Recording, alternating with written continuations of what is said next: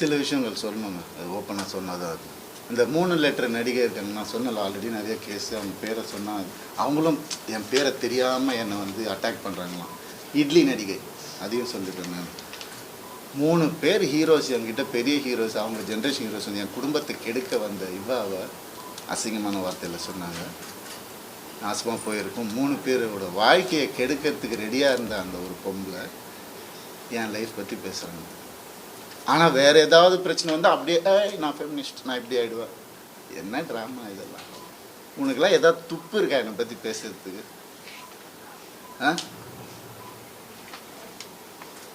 எப்படி இப்படிலாம் மனுஷங்க இருக்காங்கன்னு புரியல எனக்கு. நான் யார், நீ யார்? பர்சனல் லெவலில் டச் பண்ணது. என்னோட நல்லா நடிப்பியா, நடிச்சுக்கோ. ஐயோ காலில் நானே உழுறேன். அவார்டு வாங்குற வாங்கிக்கோ. பர்சனல் லைஃப்பில் மனுஷன் இவன் தப்பான மனுஷன் அதாவது பேசின நீ இன்னொரு தடவை உனக்கு என்ன அறிகதை இருக்குது பேசுறதுக்கு? நீ என்ன பெத்தியா எல்லாரையும் வந்து? இல்லை அடி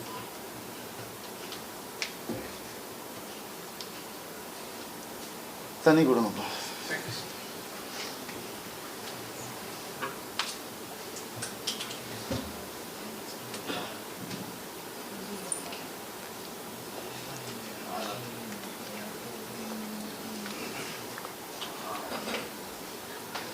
ரத்தம் வாந்தி வந்துட்டுருக்கேன் எனக்கு. பிளாக் மேஜிக் பண்ணிகிட்ருக்காங்க எனக்கு.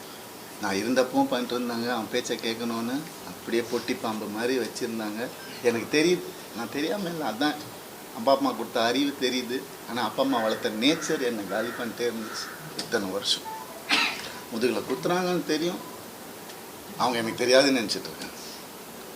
எவ்வளோ நாள் நானும் மாறிடுவாங்க, கடவுளை வேண்டிக்கிறேன், இப்படி ஆகிடும். நான் என்ன தான் பண்ணுறேன்? வேலைக்கு போகிறேன், வரேன். ஒரு நிம்மதி இல்லைன்னா என்ன பண்ணுறேன்? ஒரு மரியாதை இல்லைன்னா என்ன பண்ணுறது? வீட்டில் அவ்வளோ தானே கேட்குறேன் நான். பேசிக் தானே கேட்குறேன். இதில் என்ன ஆம்பளை பொம்பளை எனக்கு புரியல. சீக்கிரம் குத்துங்க, வாங்கிக்கிறேன் நான். அப்படி தான் என்ன நாள் வேலைக்கு போயிடுறேன் நான். ஏன் இப்போ நான் வெளியே போய்ட்டு யார் கூடயோ போனது தான் உங்களுக்குலாம் தெரியும். அதுக்கு முன்னாடி நான் 2 வருஷம் ஹோட்டலில் அங்கே இங்கே தங்கினதெல்லாம் உங்களுக்கு தெரியாது. இல்லை, யாருக்கும் தெரியாது. ஏன்னா நான் சொல்லலை. 4 வருஷம் இன்னையோட 4 வருஷமாக எனக்கும் அவங்க சம்மந்தம். இப்போ நடந்தது தான் அவங்க எல்லாருக்கும் தேவை. அதை தான் அப்படியே ஜோடித்து இப்படி பண்ணி கிளாசிக் வச்சுருப்பாங்க நிறையா. ஏஐயில் க்ரியேட் பண்ணி எவிடன்ஸ் எனக்கு தெரியாது, அது ரியல் எவிடன்ஸே எடுத்துகிட்டு வரணும். எனக்காக பேசுகிறவங்களும் இருக்காங்க. இதெல்லாம் தப்பு. ஒருத்தரோட வாழ்க்கையில் விளையாடக்கூடாது, ஒருத்தரோட இமேஜில் விளையாடக்கூடாது. என்ன நடந்துச்சு உங்களுக்கு எப்படி தெரியும்? இப்போ இருந்து பாருங்கள், 2 நாள் முடியுமா? இல்லை, இப்போ இருந்தவங்களுக்கு தானே தெரியும். நீங்கள் ஏன் பேசுகிறீங்க? சைபர் புல்லிங் பிரிக்ஸ். உங்களால் எத்தனை பேர் செத்து போயிருக்காங்கன்னு தெரியுமா உங்களுக்கு? எத்தனை பேர் சூசைட் பண்ணியிருக்காங்கன்னு தெரியுமா உங்களுக்கு? நான் போயிடுவேன், உங்கள் எல்லாரும் எடுத்துகிட்டு தான் போவேன் நான். பிளடி குழந்தைங்கள்லேருந்து டீனேஜர்ஸ்லேருந்து உங்களால் செத்து போயிட்டு இருக்காங்க. சைபர் புல்லிங் பிரிக்ஸ். வெக்கமா இல்லை உங்களுக்கெல்லாம்? என்ன நினைச்சிட்டு இருக்கீங்க?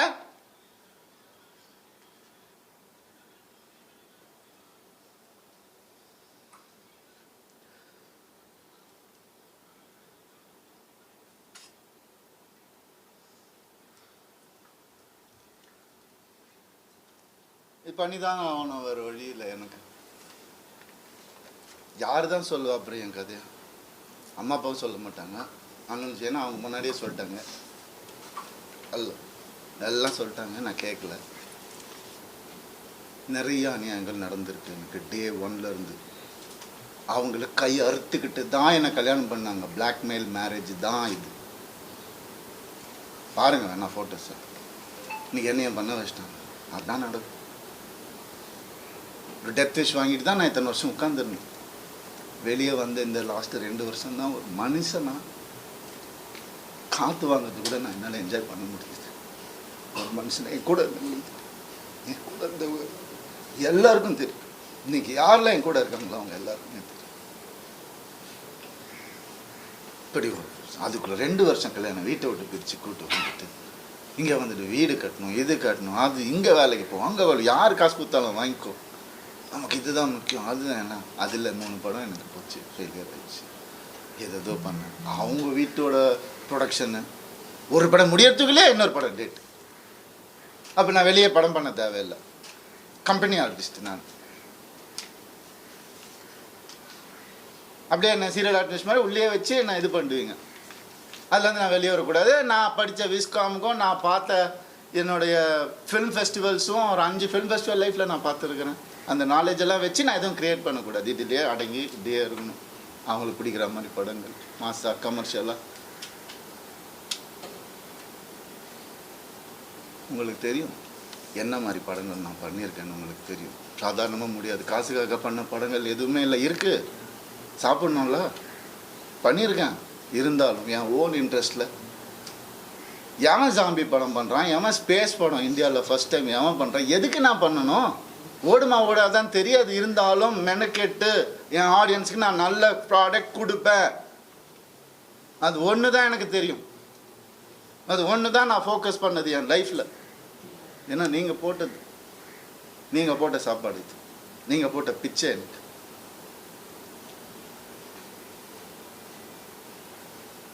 நான் ஏன் சைபர் புல்லிங்க்கு பிச்சை போடணும்? அவங்க ஃபாலோவர்ஸை நான் ஏன் டெவலப் பண்ணணும்? நான் பேச மாட்டேன். சிவன் குழந்தைன்னு நான் சொல்லுவேங்க. ஆம்பளையும் இல்லாமல் பொம்பளையும் இல்லாமல் இருக்கிறவங்கள நான் அப்படி தான், கடவுள் குழந்தைங்க. அவங்கெல்லாம் வந்துட்டு என்னென்னமோ பேசுகிறேன். என்ன இதெல்லாம் ஃபாலோவர்ஸுக்காகவா? அதுக்காக பிறந்து வளர்ந்து இது பண்ணும்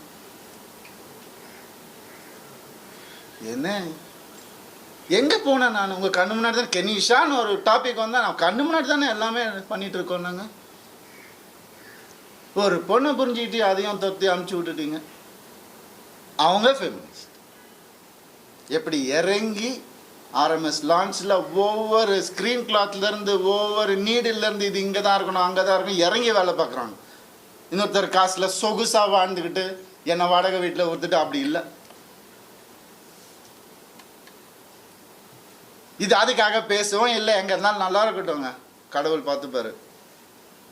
கடவுளுக்கு தெரியும் எது உண்மை எது போய் எல்லாமே தெரியும். அவர் பார்த்துப்பாரு. I'm very happy actually. But என்னால் வேலை செய்ய முடியாது. செய்வேன், சொல்லும் போது தான் செய்ய முடியும். நான் அது வரைக்கும் எனக்காக கொஞ்சம் பொறுமையாக இருந்தேன். என்னென்னமோ இருக்குது சொல்கிறதுக்கு. நான் இன்றைக்கி சொல்லலைன்னா கொஞ்சம் பொறுமையாக இருங்க என் கூட. அப்புறம் என்றைக்குமே நான் சொல்ல மாட்டேன், வீடியோலாம் போட்டுட்ருக்க மாட்டேன்.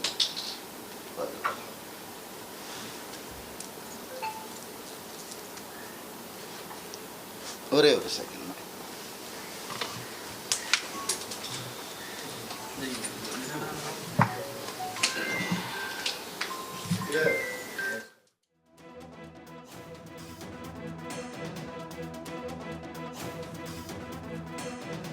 சென்னையில் நடிகர் ரவி மோகன் செய்தியாளர்களை சந்தித்து பல்வேறு விஷயங்கள் குறித்து உருக்கமாகவும் ஆக்ரோஷமாகவும் சில சமயங்களில் ஆவேசமாகவும் பேசினார். தன் குடும்ப பிரச்சனை குறித்து அவர் செய்தியாளரை சந்தித்து கண்ணீரோடு பேட்டியளித்த அந்த காட்சிகளை நாம் அண்மை செய்தியாக பார்த்து கொண்டிருக்கிறோம்.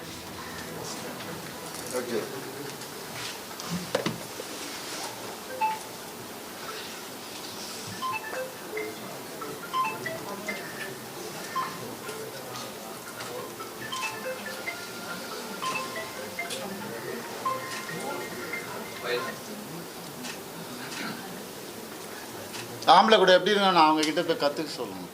அதுதான் உண்மை. இறங்கி வேலை பார்க்கணும். சும்மா அதெல்லாம் இல்லை.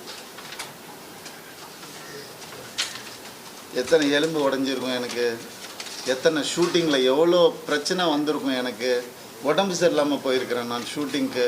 104 டிகிரிலெல்லாம் போயிருக்கிறேன். இதெல்லாம் நான் சொல்லணும், கேவலமாக தான் இருக்குது. இருந்தாலும் சொல்கிறேன். இதுக்கப்புறம் நான் எதுவுமே சொல்லணும். அப்படி கஷ்டப்பட்டு வந்தவங்க நான். வான் வித் சில்வர் ஸ்பூன்லாம் கிடையாது நீங்கள் நினைக்கிற மாதிரி. எங்கள் அப்பா வந்து நான் பிறந்தப்போ நான் ஓட்டு வீட்டில் தான் பிறந்தேன்.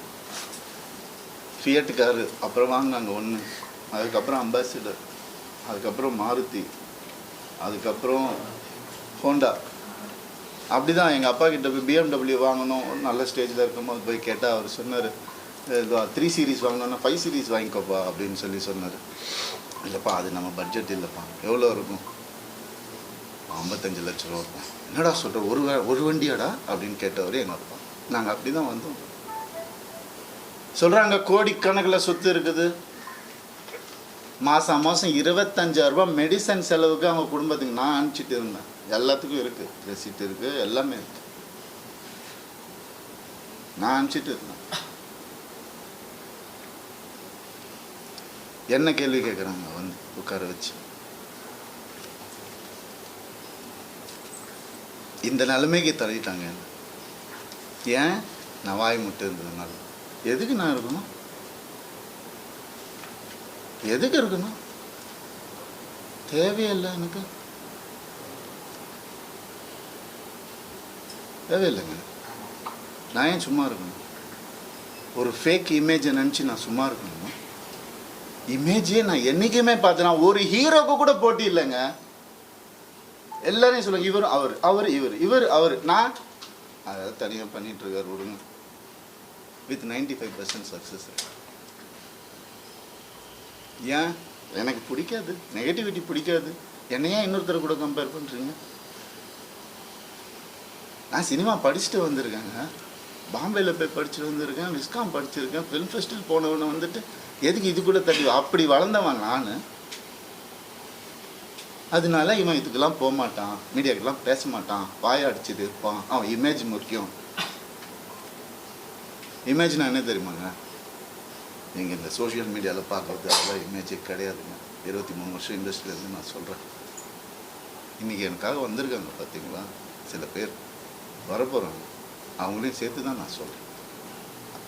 உண்மையானவங்க கிட்ட இவனுக்காக என்ன வேணாம் பண்ணலாம் அப்படின்ற ஒரு வார்த்தை தாங்க இமேஜ். அதை உடைக்க ட்ரை பண்ணுங்க, பார்க்கலாம் யாரால முடியுதுன்னு. சினிமா பண்ணினேன், கை கால் இருக்கு, நான் என்ன வேலை வேணாம் பண்ணி பொழைச்சுப்பேன். டான்ஸ் கிளாஸ் எடுத்து பொழைச்சுப்பேன். நான் பரதநாட்டியம் தெரியுங்க எனக்கு, முறைப்படி அரங்கேற்றம் பண்ணுவேன். நான் எப்படியுமே பொழைச்சிக்கலாம். இதுக்கெல்லாம் ஆளாதீங்க. ஆம்பளைங்களுக்கும் நான் சொல்கிறேன், இந்த மாதிரி லைஃப்பில் என்ன மாதிரி கஷ்டப்படுறவங்களுக்கும் நான் சொல்கிறேன். நான் நிற்பேன் உங்களுக்காக. என்ன அநியாயம் நடந்துட்டுருக்கு இந்த ஜென்ரேஷனில் எனக்கு தெரியும். நான் நிற்பேன். இன்னும் என்ன வேணால் வர சொல்லுங்க. இன்னும் 4 வீடியோ பண்ண நான் வந்துட்டு பலாத்காரம் பண்ணேன்னு கூட அவங்களுக்கு சொல்லிக்க சொல்லுங்கள். என்ன வேணால் பண்ண சொல்லுங்கள். இது சுத்தமாக இருந்தப்போ அவ்வளோதான் நான் நினச்சி வாழ்கிறது என் லைஃப்பை. அப்படி தான் நான் வாழ்வேன் சாவர வரைக்கும். சீண்ட வேண்டாம். எனக்கு ஒரு சின்ன பிரேக் கொடுங்க, நான் வந்துடுறேன். கொஞ்சம் வெயிட் பண்ணுங்க ப்ளீஸ். தேங்க்யூ.